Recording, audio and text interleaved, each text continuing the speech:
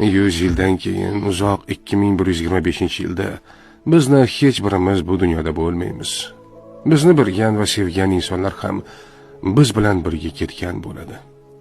Biz shunchalik ehtiyotkorlik bilan qurgan uylarimizda begona odamlar yashaydi. Butun hayotimiz davomida mehnat qilib yig'gan mol-mulkimiz bizdan keyin kelgan avlodlarga yoki notanish odamlarga o'tadi. Ehtimol bizning nabiralarimiz yoki chevarlarimiz ham kim bo'lganimizni eslashmaydi. Axir kim o'zining katta bobosining yuzi yoki ismini eslay oladi? Biz ketganimizdan so'ng bir necha yil o'tib, do'stlarimiz va yaqinlarimiz ham biz haqimizda unutishadi. Yana bir necha 10 yillardan keyin esa suratlarimiz yo'qoladi. Hikoyalarimiz o'chadi. Biz qilgan har bir ish, harakat, umuman hammasi xotiralardan o'chirilib ketadi.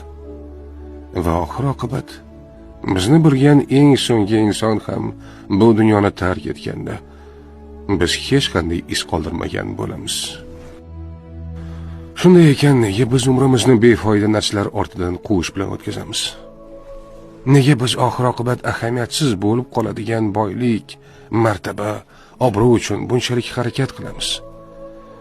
Aslida haqiqatan ham muhim bo'lgan narsa bu yaqinlarimiz bilan birga o'tkazgan samimiy damlar, birgalikdagi sayrlar, iliq quchoqlar, sevimli insonlarimizga aytgan yaxshi gaplarimiz, qilgan amallarimiz va savob ishlarimiz.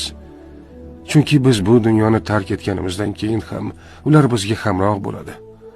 Mol-mulk bizni tark etadi, lekin qilgan yaxshiliklarimiz abadiy qoladi. Shuning